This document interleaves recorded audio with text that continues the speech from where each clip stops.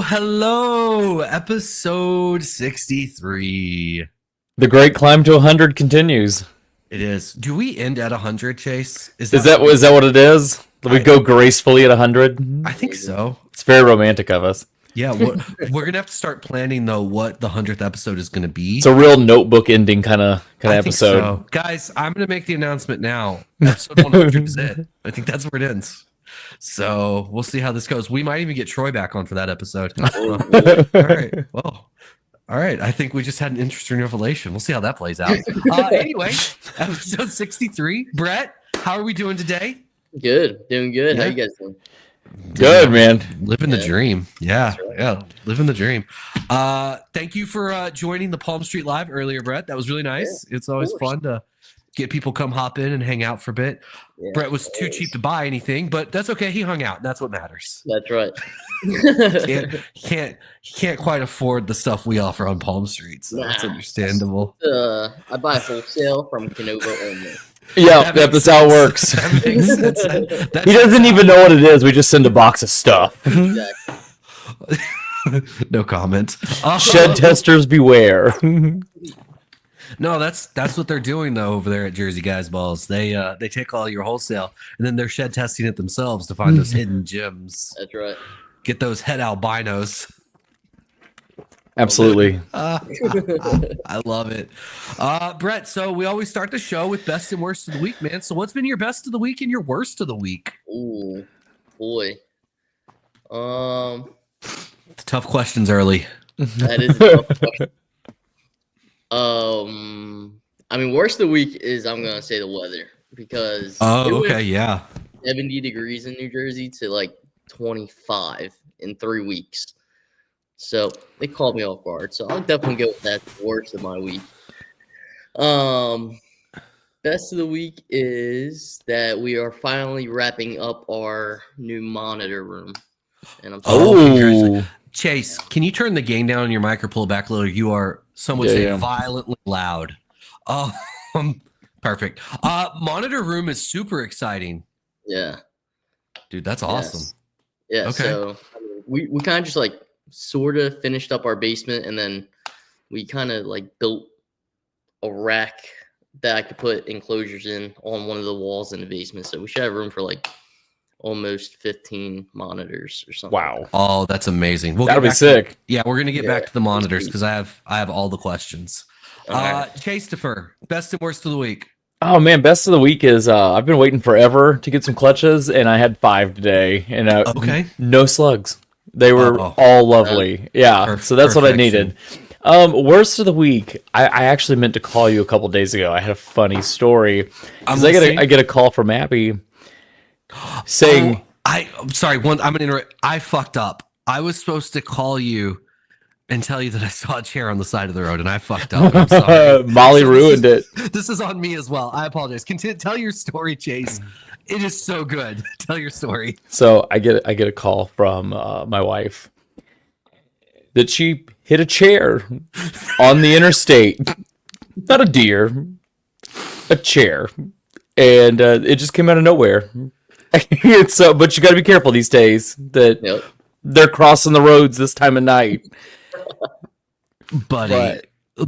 I mean, in her defense, it's Atlanta. The things I have seen on 985 are concerning. I mean, parts of it's like Mogadishu out there. I have literally passed burning tires on 985. So a chair is probably the not the worst thing. Okay, but while that's not the worst thing she could hit, how many? Abby scares me a little. I'm worried for her health and safety on the road, if we're being honest. This might be the 4th car she's wrecked since we started late to the mic. Be fair. This is the 3rd.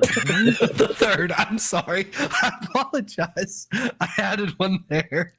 Oh, Abby, if you're not. You're playing video games right now, so you'll never hear this. But I don't feel bad about this joke at all. I don't feel bad at all. All right. Best and worst of the week. Worst of the week.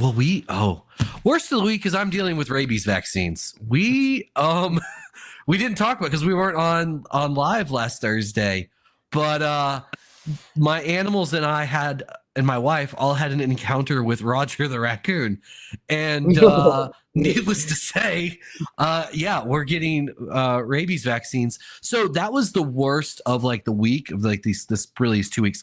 There's a worster though. There is no best at the moment. The worster is I got the first bill for the first round of shots. There's 4 total rounds. The first round of shots was $24,000 a person. Yeah, guys, $24,000. Now, my insurance is going to cover like 90% of that, but still, $24,000. I was going to say, for that price, I'll just old yeller you. Like, just come here, I'll put you in the barn. I love you, and I'm sorry. Thanks, buddy. I appreciate it. So that's the worst and worster of the week. I don't know if I don't know if there's a best yet. We'll see how it goes. But it's been an adventure to say the least of rabies vaccines and fucking with Roger the raccoon. He can. Good news is now you can play with all the raccoons and possums. Amelia said the same. Okay. It's essentially a shield to have all of the nature's friends. So you're good. So the whole encounter, though, guys, like, all right. So I wake up last Saturday morning to my wife screaming. And if you know my wife, like she is as even keeled as like they come. Like she doesn't yell, scream, any of that. I wake up to her screaming and I was like, well, I need to go save the family. So I leap out of bed, butt ass naked, grab the rifle, sprint through the house, Red Dawn style, ready to fight the commies, and go out onto the back porch, see my dogs losing their shit on the other side of the gate, and then my wife just like points to this raccoon living under the grill, and I'm like, I'm gonna go put some pants on and then we'll deal with this later. So like it was a thing. Anyway, it was good stuff. So good times, guys. Good times. That's the best and worst of the week. Yeah, it's so much fun.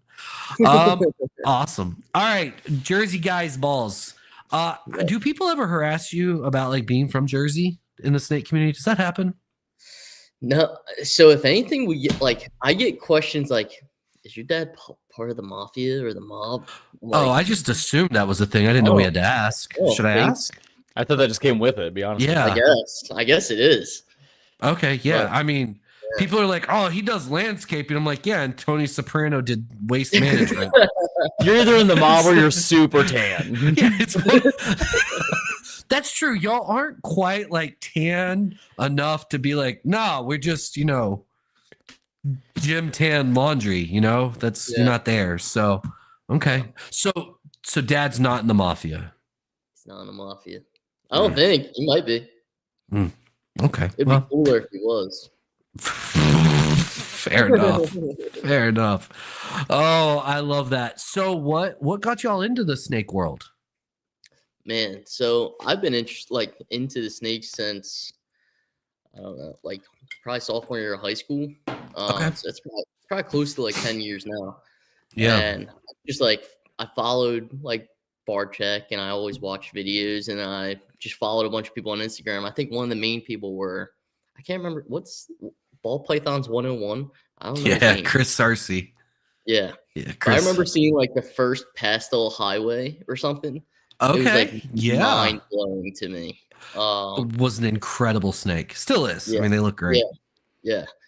So like in high school, I'm over here like drawing like how I'm going to build a snake rack out of plywood and how I have to run the heat and stuff like that. And then it never really comes about. I eventually go off to college and COVID hits, and I always wanted one since then. So I just ordered one without talking to my parents or anything. Just set it up. Well done. The best way to do it, of course. Yeah. Oh yeah. Yeah, they wouldn't have said yeah. So, so that happens. A couple months go by, just feeding this one snake, and I'm like constantly scrolling on Morph Market, and I go up to my dad one day, and I'm like, just want to start buying some snakes, and there we are. Now we have 600 now. So I love that. So did you have to like pitch it to your dad at all? Like, hey, let's make this a business. Like, I'm going to become a ball python millionaire. Like, yeah, well, something like that. So I wouldn't say I had to pitch it. So the year before we started buying a lot of snakes, yeah, he had like an enormous amount of taxes to pay to the government or whatever.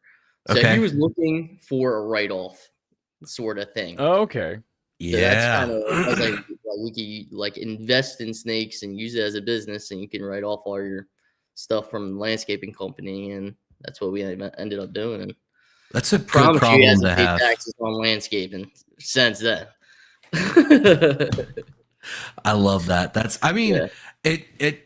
It's funny, but like I don't think enough people realize, like, if you really are running like a real business, like especially with the animals and like it's profitable, like reinvesting is actually a really good way to like not have to pay taxes on that and still get stuff, right? Like so I mean that's we've been big proponents of that. Like I know recently he's been saying like he wants to buy at least like 2 or 3 rental properties next year. Yeah. But because the snakes are now going to be making us money, we have to write off that money too. So he's got to find another way to. Unless we just you got to keep leveraging. That's kind of the fun part of the game. Yeah. It's exhausting, but it's fun. I love it. That's fantastic, man. So it started with ball pythons. It's now transitioned loosely into monitors. Yeah. So we got our first blue tree. No. We had. What do we have first? We had Kimberly Rock monitors first. Okay. Like a yearling pair.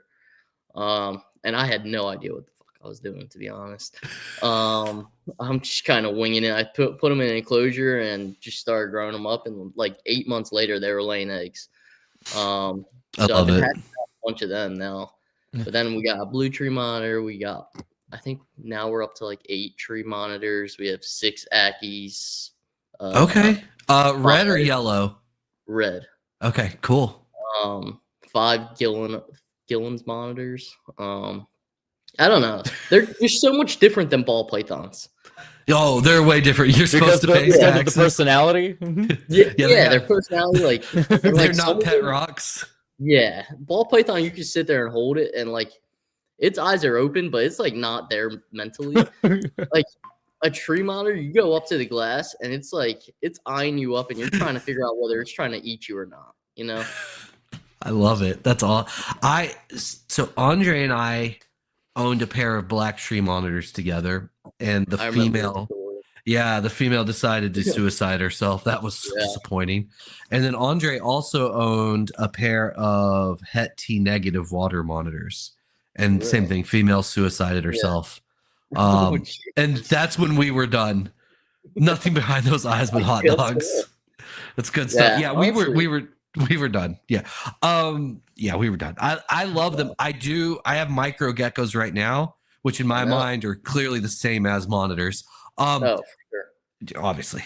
I would love to get another one, but I don't know, like they take up so much space though, right? Like even the tree monitors, like that's a lot of space. Yeah. And like they're not a huge monitor, like a water monitor blows it away. Oh, sure. Yeah. But like tree monitors are what, like 2 feet long with the tail and everything? Yeah, ish, 2.5. I mean, they take up a good amount of space. Like that's and how much attention? How much attention do they need to keep them all? Honestly, it's not that much. Like like people like make it seem like it's a lot more attention on ball python, but like realistically, instead of feeding it once a week, you have to feed it like 3 times a week. And then if you have everything set up on automatic timers, it's basically like okay. I mean, that's not terrible. I just just having some bad luck with them. So have y'all hatched any yet, or have y'all just started breeding them? We hatched Kimberly Rock monitors. Okay. But most of the tree monitors are still getting up to size. And most of them, like we have like when we first started buying them, like we bought like 1 blue, 1 green, 1 cordensis, so we don't have like a pair of them yet. Perfect. But then we just bought a bunch more. We bought 2 more cordensis and 3 Boehmei, the golden spotteds. Okay. Do they have to be housed separately, or do you communal house them? So when they're young, you can communal house them up until they're like 6 months, a year old. And then they basically need to be housed separately until it's like breeding time or whatever. Then you could kind of I'm going to make it so that the enclosures are connected with like a PVC pipe, and they can love that. Oh, that's super cool. Yeah. Yeah. So a pair, I made the enclosures 2.5 foot deep, and then I think they're 4 foot tall, 5 foot wide, so they'll have like 10 foot of width. Wow, that's awesome. That's cool, man. It'll be sweet. Yeah, those are gonna be sick. I love it. I love it. We've got ivory blue tongue skinks, and they're not quite the same level as that, obviously, but it's like there's one animal that they've always intrigued me so much, though. The blue tongue, buddy, I love them. I'm trying to get some black ones right now, hypermelanistic ones, that just look incredible. Yeah, they're incredible. I'm trying to get some, but the guy won't let them go. What's that? How's the market doing on them? Because didn't Europe really stop? Really good. It's crazy good. Yeah, like the gerbil tubes connecting them. Yeah. Look, I already have tortoise, like an entire giant ass tortoise enclosure taking over my entire dining room and half of my office right now, so that my 3 80-pound roommates can hang out with me. There's no way my wife is gonna let me have monitors just free ranging the house. But go with me here, guys. Tube City for monitors. We can just run like the cat tubes, like crazy cat people do, but just have monitors running through the whole house. It's really funny until people realize that you're actually not joking, and then it's like, oh. I'm glad my wife's not listening right now, because I totally would do Tube City for a monitor. Oh, it's like Bubble Boy. Oh my God. Brett, we need to talk after this. I've got ideas. Chase, we can get Abby a monitor. We can do the same thing at your house. No, I'm good. Are you sure? I'm good. I love the tortoises. The tortoises work for me because I love them. I'm happy having the tortoises, but I'm good without anything else. Tube City, you owe me. Molly got the joke. Thank you, Molly. Oh, I love that. Yeah, monitors are cool, man. Like, I love the ball pythons, but they're just pet rocks. Like, I will die on that hill. Like, I startled one that was sleeping today. I thought, like, I opened the tub and it was like its neck was all crooked and like face, like literally top of its head just laying on the bedding. And I thought it was dead at first. I was like, oh no. And I poked it and the thing like all but leaped out of the tub. I'm like, oh my God, you're retarded. That happens. Sometimes they're just in the most awkward position. I'm like, how did you die? Yeah. And then they're just sitting there. Dude, it's the ball python breeder talking bad about ball pythons. Shocker. That's true. I forget where I read it. There was an actual study, but they sleep like 23 hours a day. Yeah, which makes sense. My niece told me that. She read something like on that as well, where she's like, yeah, because she asked me one time, she was like, how long do they sleep? I'm like, I have no idea, Scarlett. And so she looked up, she said the same thing, Chase. They sleep like 23 hours a day. And I'm like, well, that makes sense why they're always startled when we open the tub. Literally every time you open it, there's like, who's there? Molly also sleeps 23 hours a day. That's true. That's facts. That's accurate. But yeah, not being pet rocks helps a lot for sure. Brett, are y'all on 15 Minutes of Lame this go around, or was it last time that y'all were on? We were on it last year. Last year, okay. I did it, and then like I don't know. I like to just post snakes. I don't want to like campaign. It's a lot of effort, right? Yeah. I'm like, I told Chris, I'm like, I don't know if this is right for me. I love that. Chris and I had that same conversation where I was like, Shane wanted it more than I did because he was campaigning. I was like, I'm not. That being said, I had multiple people reach out asking for my endorsement this year. No big deal. And I would like to formally endorse Gecko Diva because they're the only non-ball python breeder. So, guys, go vote for Gecko Diva. I'll be making a reel tomorrow. I was like, you know what?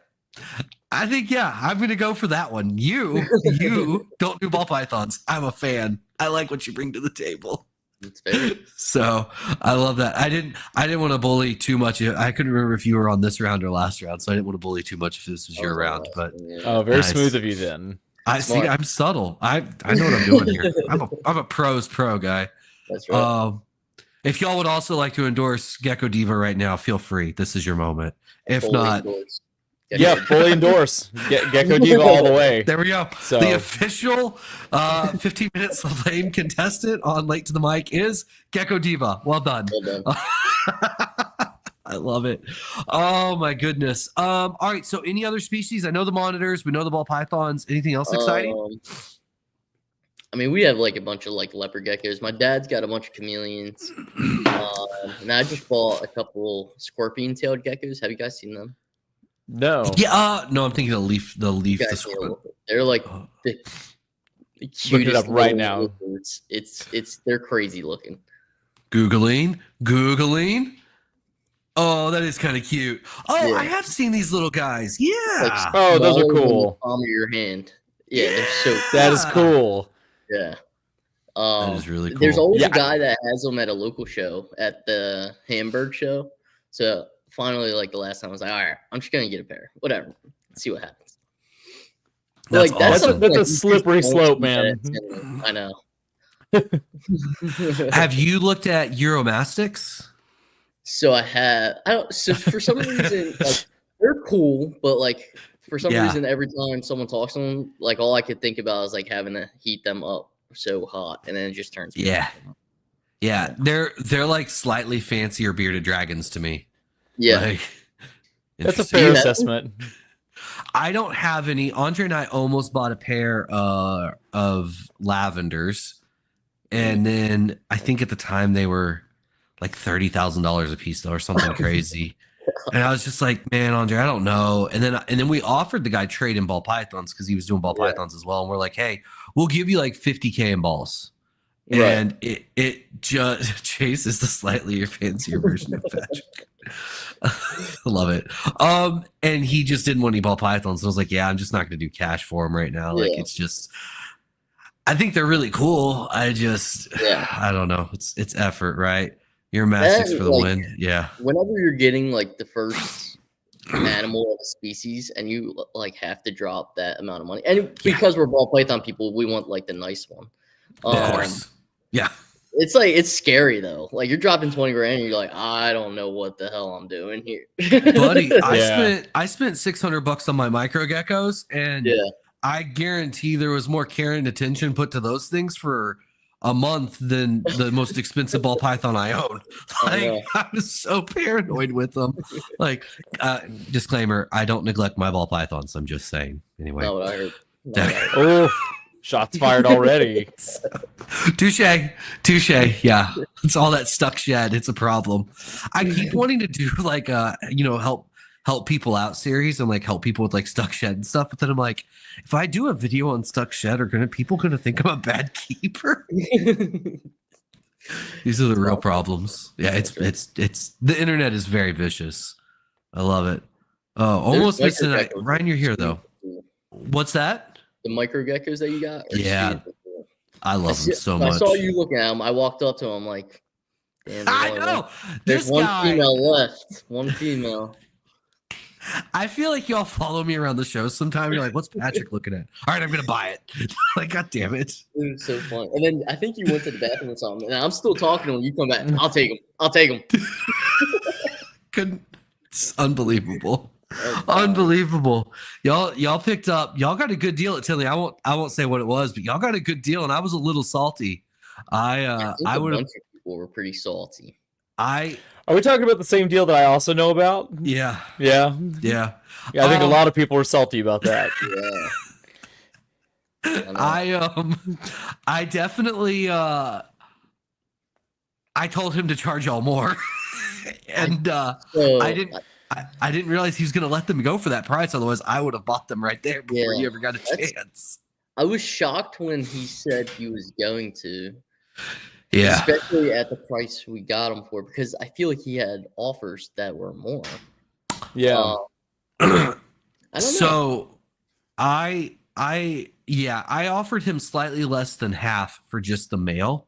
Yeah, but, and like we had agreed on that price, but then I told him, I was like, hey, I don't want you to just take that offer just because it's like you want to make some cash at the beginning of the show. I was like, I'll come talk to you on Sunday, and if it doesn't sell for full price, then we're good. Right. And then he asked my opinion on, what I thought the female was worth. And I told him the female was worth what y'all paid for the pair. Yeah, that's what I thought as well. Yeah. That's why when he came back, he was like, I'll do it. I'm like, all right. I loved it. I mean, I'm happy for y'all, but I was also really bitter as fuck because I was like, God damn it. This is what I get for being a nice person and be like, no, try and get more money. It's okay. Never again. Never again. I mean, Patrick, you got the micro geckos. So I did get the micro geckos. Who's the real winner here? See? I get more joy out of mine, I guarantee you that. Probably do. I love it. Is Aura going to expand from balls to micro geckos too? 100%. Absolutely. We're time right here. Yeah, I mean, you know, I've got a breeding pair of those. Tadpole update. Like of the 15 tadpoles left, I'd say 7 of them have feet. So crazy, guys. It feels like it's taking so long. Yeah, it's probably because the room's like 73 degrees. That's probably on that me. Makes sense. But like, guys, they have feet. And it's the weirdest thing because they're just like these tiny like baby. It's like on Deadpool when he had the little baby hand coming out, but it's their feet. It's the weirdest shit. Oh god. What kind of tadpoles? I have no idea. I found them on the side of my house. Oh, goodness. No, seriously, he abducted these out of the wild, and he's had them since like early summer, it feels like, and we're just been hanging out, just weekly updates. We're going on like 5 months at this point, and they just now started sprouting legs, so I got to make sure there's rocks in there just in case, because I'm afraid that I'm just going to wake up tomorrow and they're going to be like full-blown frogs drowned at the bottom because they're like, we had no land to get to. Like, sorry guys. So I got to take care of them. Yeah, I have no idea. Whatever types of toad and/or frog live by my house is what they are, and we'll find out eventually. Cool. It would be like tree frog or something. That'd be pretty sick. So I do have a good amount of tree frogs, so it's a strong chance. But we'll see. Anyway, it's frogs are one of those like sneaky, like very lucrative amphibian reptile business species that people don't appreciate enough. Like, it shocks me how much money you can make off of doing frogs. And if I had the space, I would definitely have like a good amount of frogs going, because like wholesale, they sell really, really, really, really well. It's crazy. Yeah. My dad was looking at getting dart frogs for a while, but yeah. It was right when we just got a bunch of monitors. I'm like, dude, I don't have time to figure these out too right now.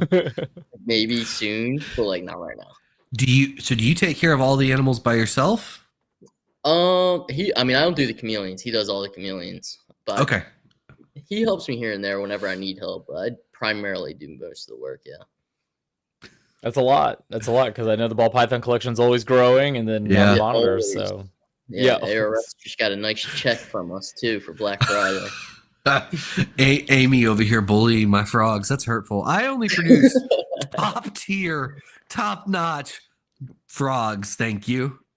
We don't know what they're going to look like, but they're top tier. I gotta be honest. I would have a lot of Pac-Man frogs in every color if I didn't have restraint. That's the nice thing. Just because I enjoy them. I love them. Yeah. Fortunately, Chase, you don't have to worry about restraint because I can just get them for you. It's okay. Farm to table frogs, exactly. Wait, no, I don't want to do that. Yeah, I love Pac-Man frogs. I had one for like 9 years, and then it finally croaked. Damn, I didn't know they lived that long. Yeah, I had her for 8 or 9 years, man. It was a long time. It was huge by the end. Oh, dude, it was big. Cool. It was a big fucking tub of lard that ate weanling rats. It was a monster. Like, top tier that you accidentally found in the yard. Okay, first off, it wasn't an accident. I intentionally went for them. It was the plan. Okay. Thank you very much. Second off, still top tier. These are Aura quality, okay? Not that cheap Chimera stuff. So much better. Oh, shit. Just kidding. Just kidding. Chimera doesn't have any good frogs, okay? Andre will understand. It's fine. He still loves me, I think. Less and less. Yeah, less and less every day.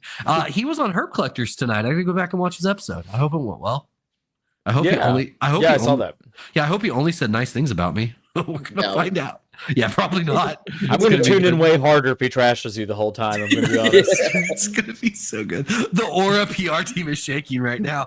Well, considering it's kind of a one-man show at the moment due to a loss of a business partner and an employee, you know.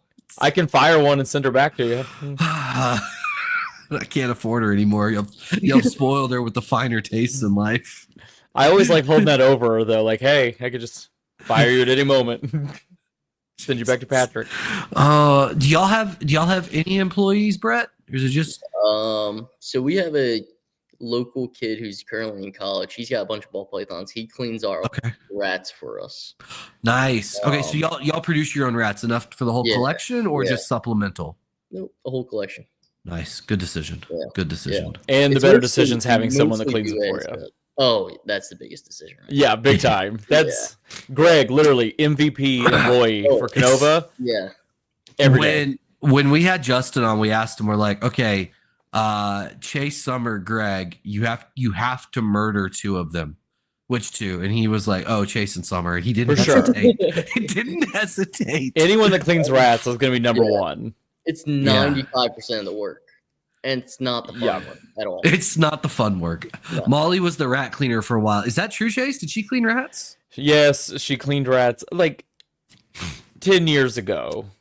So when she was like 14, allegedly breaking child labor laws, but it was volunteer work. It was volunteer work, so she could get a couple of bucks to go out on the town with all of her boyfriends, right? Most likely. Yeah, people don't forget. Fair enough. Oh, I guess. Oh, wait, real quick. Off subject. I guess that's bad for my highlight of the week. Molly got engaged. I guess that should have been that was super positive. Good for her. First off, I didn't know that was ours to tell people, Chase. She posted it on Instagram and Facebook. I'm pretty sure she told everybody. Touche. Second, was that this week? Or was that last week? That was last week. We didn't have an episode, though, so it counts. That's true. And if I'm going to share my rabies story, that's fair. You know what? Fair enough. Okay. Congratulations, Molly. We're all so happy for you. Yes, congratulations, Molly. Last week, but all counts, it's about me. Good. There you go. I love it. All right. So produce your own rats. That's good. Hire somebody to do the rats. Mostly ASFs. Mostly ASFs. Asshole. Except for the snakes we get from Justin, they only take rats. They don't want ASFs. Well, that's because they're Georgia snakes and they rats, know that ASFs are illegal. That's all we feed. Yeah. It's so annoying. Like I might be willing to murder a baby seal probably to be able to breed ASFs. I think I would. They produce so many babies and they're like the perfect size. They don't stink. Yeah, and you can produce a ton in a small space too. Yeah. So jealous. So right now we probably produce I think like 1,300 a week. Oh wow, and that's awesome. We're trying to up that to like 2,000 a week. Yeah. We have a bunch. I mean, I don't know. I feel like New Jersey, not a lot of people want ASFs, but I have a couple like bigger breeders near me that are starting to want them. So I'll just produce enough for them and us and whatever. That's perfect. Yeah, man. It's a good gig. We did have ASFs for a little while. I didn't know how illegal they were in Virginia. And so we had them, and it amazed me how much production we could get in such a small space. And then unfortunately we found out A, they're illegal, and B, partially worse was there was somebody local that was reporting people to Virginia Wildlife. And so we're like, yeah, we can't get in trouble for this. Yeah, real big fan. Real big fan. But like I would, if we ever moved to a state that allowed them, I would switch over immediately. They're just great. They're just great. I mean, in just a 1050 rack, you could probably get 200 weans a week. Easy. Oh, easy. Yeah. Very easy. As long as you keep the colonies fresh. Yeah. That's awesome. So do you produce? I guess you produce some rats then, just for the awful Canova snakes. Yeah. So we have a 70-30 rack that we just do colony breeding with rats, and that we really need like 20 a week. Oh wow. Everything else is on ASFs. That's awesome. I That's love crazy. that. That's crazy to me because I mean Patrick's seen me feed Oh yeah, the facility. Yeah, I mean it's the same. Like when a lot of rats. It is right. When I was breeding before we switched to buying the rats and we were breeding our own. I mean it's a lot. And it's a lot of space. You know. Yeah. It's absurd. Yeah. I have ASFs I'm trying to get rid of. I can't find buyers for the life of me. Well, yeah, I can't have them. Otherwise, I would take them. I'm sorry. I wish. Outside Patrick's windows. Great. Thanks, Charlie. Undercover cop. I don't think New York has jurisdiction here. We're fine. So what projects? I mean, I know y'all are balls deep in a lot of stuff. No pun. Yeah. But what are the projects that get you like amped? So I would say like the one that gets me most excited right now is Sunset Monsoon Project, just because there's so much unknown. Like it's untapped. Okay. Yeah. But we got girls up to size now and just waiting on some follicles to start growing. Nice, man. Yeah, that'll be good. Get some hypo in there too. Yeah. And we had a double head Sunset Monsoon. We have 3 double head Sunset Monsoon males that we bred to a bunch of stuff this year. And like we bred to a monsoon female and a sunset female. And literally every visual 50% het that we hit did not prove out to be het. Oh, buddy! All the heads proved out to be double heads. I'm like, buddy, that's we were like that with lavender albino monsoon stuff this season. It was ridiculous, dude. We hatched out 3, so we're getting inchy into that project, and because I think that's going to help a lot with the lavender side. And we hatched out like 3 or 4 inchy lavender Pauset monsoon males, and every single one of them wasn't testing. Finally, the very last male we hatched out did, but like it was a lot. So I feel your pain there, man. That's tough. We had I think 9 in total, either sunset 50% had monsoons or monsoon 50% had sunsets, and none of them proved. None. Oh, that's wild. Yeah, that's rough. So bad. I told Charlie, I'm like, if you keep this up, I'm gonna go to RGI. I don't know. I love it. That's good. You should be sorry, Charlie. Charlie does give me some disappointing results sometimes. He actually it was similar. It was a lavender monsoon clutch, and it was like 7 negatives and 1 positive. I'm like, cool. Thanks, bud. This is clearly your fault. Today, so we had a spot nose het zebra, and I bred it to a leopard spot nose, just regular leopard spot nose female. And I sent the sheds to Charlie, and all 7 came back het zebra. I can't be that perfect. Yeah. That's fantastic. Yeah. Oh, how do we feel about monsoon, chat? Yeah. All right. It's a cool Chase. How do you feel about monsoons? Oh, I'm loving it. I've hit a couple gyms last 2 weeks in a row. Oh yeah, do you want to talk about those?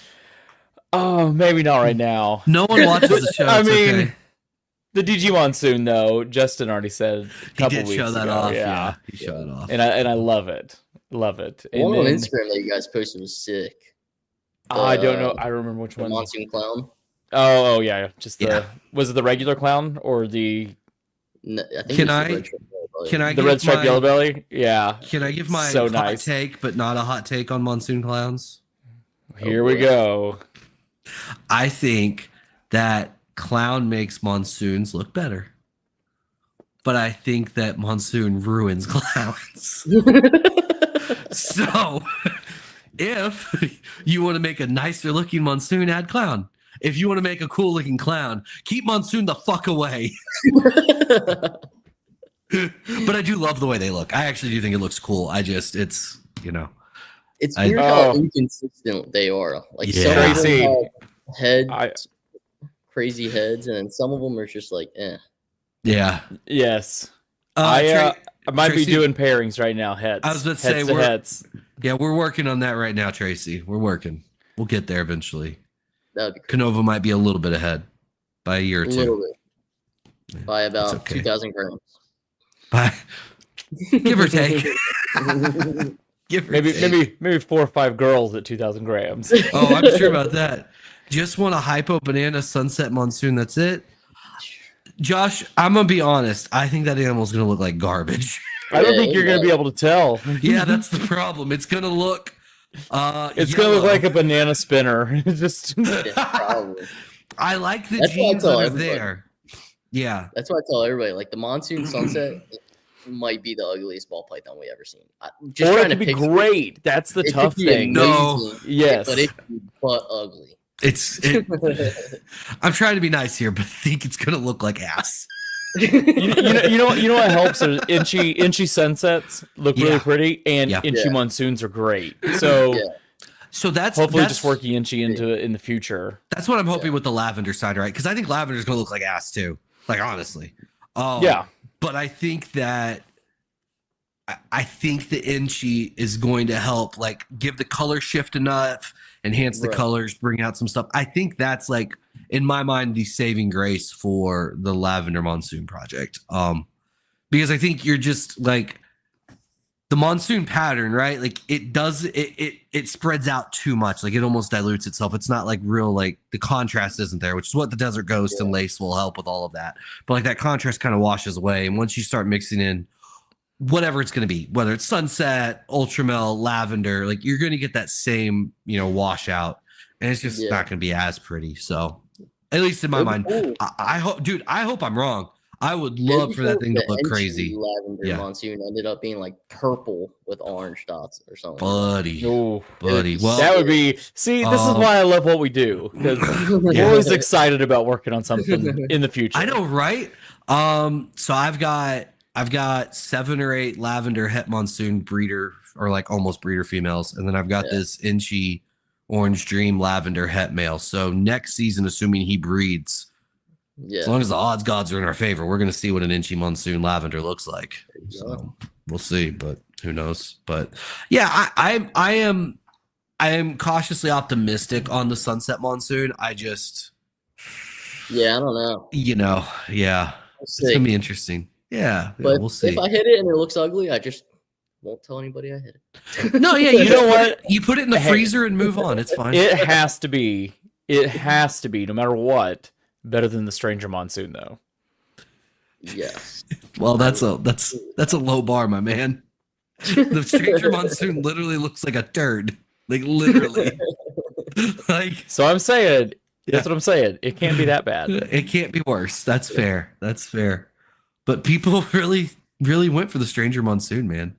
So we're the people. I know. There's so many het monsoons that have Stranger now. It's crazy. Yeah. It's a lot. I wish I had monsoon. Charlie, all you gotta do is ring up your buddy and we'll take care of you. We have monsoon at home. The monsoon at home. Charlie's got monsoon. That was my shit testing payment for the year. I know. Someone gift Charlie. Charlie's already been given one. I wasn't gonna say anything. I didn't know Brett was spoiling the news, but Charlie's got monsoon. He'll be okay. He'll be okay. Charlie will be just fine. We're all friendly with him. That's right. Charlie and I are about to start doing a monthly genetic test update together. I'm pretty excited. Ooh. Yeah, Snakes and the Fat Man just made the announcement. We're going to do it on their channel, not my own podcasting channel. Oh, so that's smart. Great marketing on my part. You know what? At some point, when's Chris just going to take us in? Chris has already offered that, but also we're ending this in 37 episodes, so... let's just stay. That's almost a year's worth of episodes left if you think about it. You might want to just go hang out with Chris more too. I know. As I said that, I was like 37. Oh my god, that's another year. What am I doing with my life? And now I've added these Palm Street Lives to my life, which Canova's too good for, so we won't talk to them about it. But Brett, no. Brett, do you see Justin or I having the personality to do Palm Street? No, but I would pay so much. I could see Summer doing it. If Justin did it, it would probably be a pretty funny watch, though. Oh my god, it would be so fucking awkward. It would be great. I would love it so much. It would probably be pretty funny. Could you see Justin sitting there? Okay, guys. This one's at $15. Let's get it to 25. Come on, let's go. All right, 25. Come on, guys. $50. Can we? Gosh. Oh, Charlie, that's a good idea. Molly will do it. I will literally punch her in the face. Absolutely not. Oh, she can't ruin this for me too. Anyway, so Palm Street. Brett, y'all done 2 shows or 1 so far? I've done 1. I'm doing 1 on Sunday. Okay, that's the 8th, right? That's the okay. So I watched y'all's first one. I don't think I watched the whole thing, but I watched a good chunk of it. How did you feel? So I felt like it was a good outlet for animals that I don't feel like feeding for the next 2 months. There it is. Yeah. Real fast, let me interrupt for a second, just in case for people watching that don't know. Palm Street is an app that originally lets you do live auctions and lives for plants. They let gecko people in, and now they allowed a select few ball python breeders to do like a temporary trial to see if they're going to let us stay on the platform. But it's basically it's like Instagram lives or whatever, except for it's like has an auction platform built into it. So anyway, sorry, go ahead, Brett. Overall, I actually really like the platform. I think there's a couple things. No, I've never been in the New Hampshire one. The only ones I really do are in PA, like the Gettysburg, sometimes the Hamburg, and the Oaks show. But overall, I really like the Palm Street app. There's a couple things that I guess plant people are used to that I've realized that are a little weird that I would expect them to fix if they continued, like not getting payment until you ship. That's weird. If you have $1,000 shipping bill, you have to front that to get paid. So I'm in that boat. I'm in that boat right now. So I did and I don't mind talking about the numbers, but so when I did a Black Friday show, I did 31 animals and I did 6,000 in sales. Right. I have to ship 27 packages at $50 a piece. That's $1,000 up front. Yeah. I'm not worried about it, but there are people that is an issue. So, I'm not worried about it either. But like, if you're a smaller breeder that you were exactly let on, you don't have that $1,000. It's just weird. Like something we're not used to. I guess that might be used to.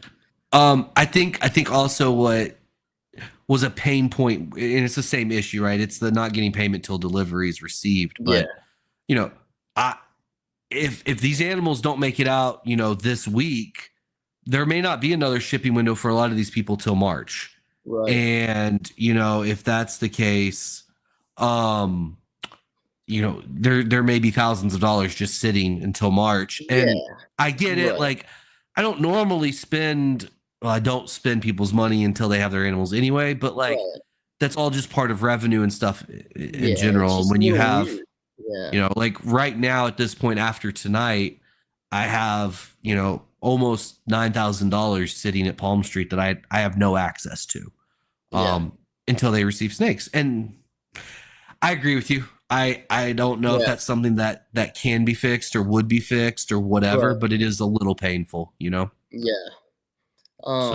Because you're still feeding and watering and maintaining that animal. It's not quite as easy as a plant. Especially if you're doing it over the winter where you have to hold on to these animals till March. Like if you were to be buying rats, then you still need to buy rats with that money that you sold the snake with. I don't know. I think Palm Street's going to be better on the snake side. It'll be better for larger breeders, to be honest, that can absorb those costs and things like that, right? But realistically, the animals that are going to be selling on Palm Street are for the misses, the whole lower end stuff. Yeah, I will say on Sunday, I am going to bring like a couple nicer snakes, but I'm not expecting them to sell. I'm really just doing it to bring the eyes to the show. What's the high end animal what's the draw? What's the animal I think I'm having I already made a list. I'll pull it up real quick. I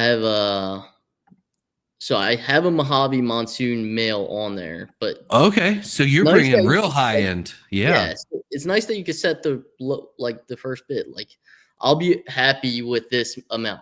If no one bids, I'm perfectly happy with it. Not selling for $600. So like that, I have like a couple sunsets with higher.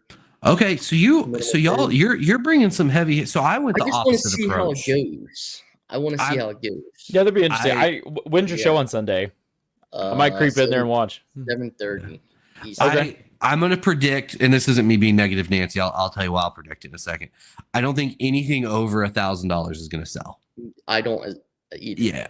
Yeah. So I watched yours. I watched a bunch of people's lives before I did my first one. And the thing I kept noticing over and over was like $500 was kind of like the limit on like the auctions is what I noticed. Yeah. Now, that being said, I sold one for $650 tonight, but that was, so the way I do my shows is I do the first half of animals, and then we take kind of like a break and I show off stuff, and you do like a live, right? Where you're talking to people and you're like, all right, what do y'all want to see? What stuff's interesting? And while I was showing off Ultramel stuff, somebody was like, oh, is that animal going to be for sale? And then it was kind of the him and haw, I can list it, but I'm going to list it at this price. And if it doesn't sell, I don't care.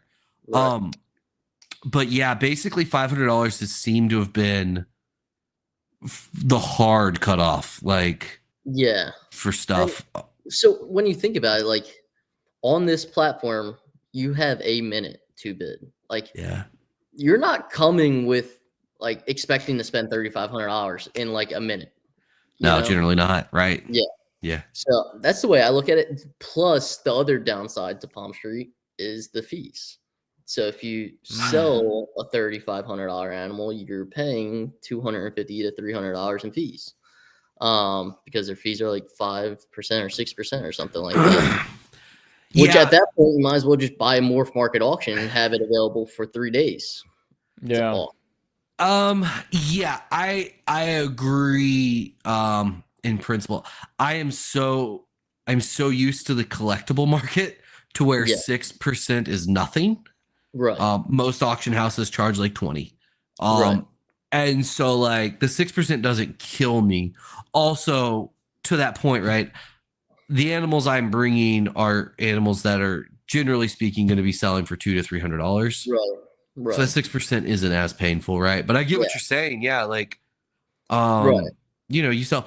I'll make this is something I had this I had this actual conversation with somebody the other day too, though, and they made the argument you did, and my response was but you'll happily sell a $3,000 snake at a show and somehow feel like you didn't pay 30% commission on it, because in reality, right, travel costs, the booth setup, all of that, so is a commission. So it's that, and at the same time, a lot of times that 6%, if you offered me 6% less of what I was asking, I'm going to take it anyway. Of course. Yeah.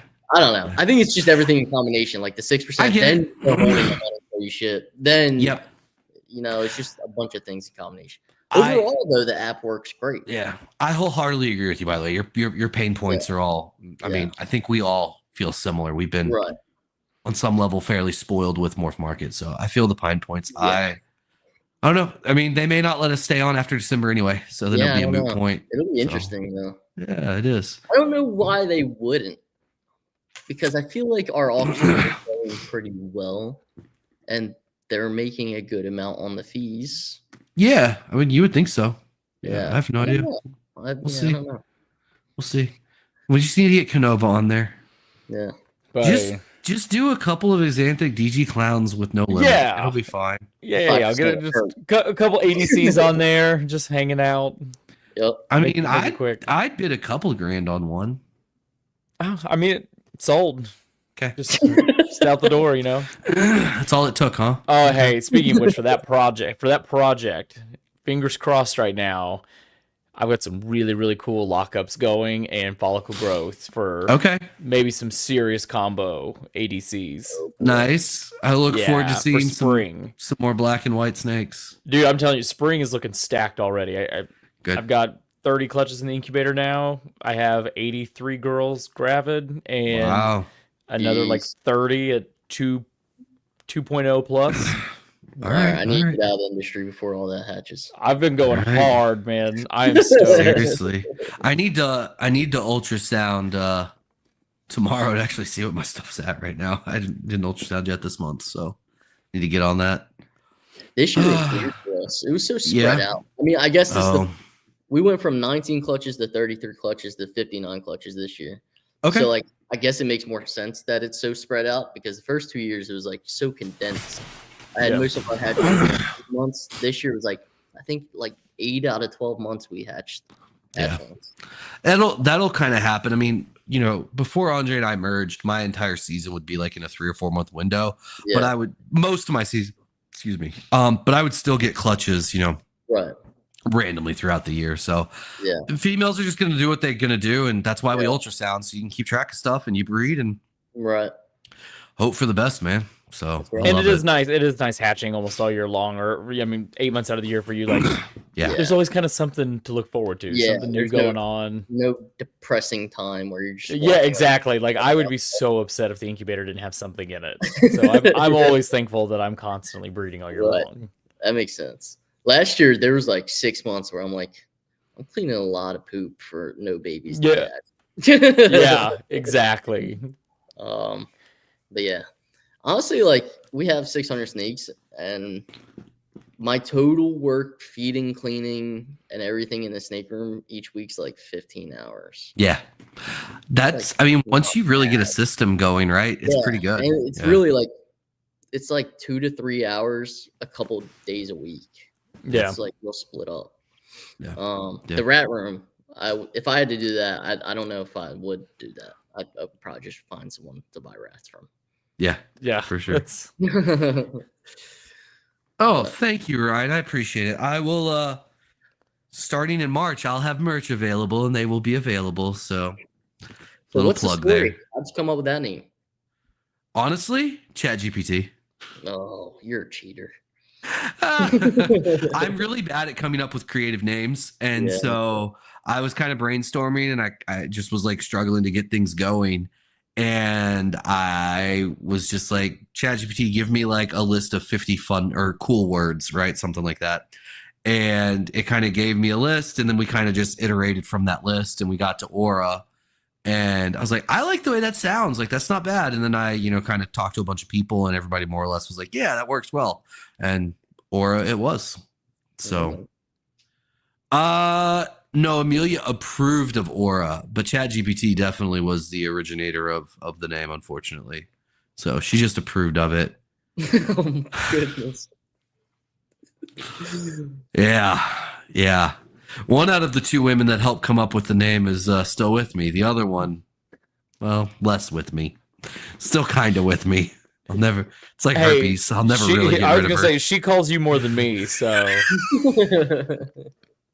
Who's the real winner here, Chase? Who's the real winner? Touche. I don't know these days. Oh my God. Brett, anything else you want to talk about, man? No. You guys got anything? No, man, it's pretty chill. We learned about your monitors, Malpythons. Yeah. Next time we have you on, I feel like we never talked that much, so I'm glad we actually got to hang out. Yeah, it was a lot of snake talk. Yeah. Oh, you're talking about just like hanging out in general. Sorry, Chase. Yeah, with Brett, not you. Yeah, that's fair. We hang out too much. I know. I never do talk.